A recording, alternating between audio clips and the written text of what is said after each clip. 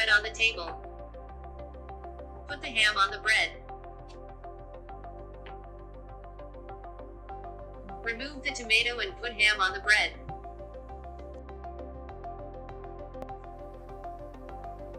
Congratulations!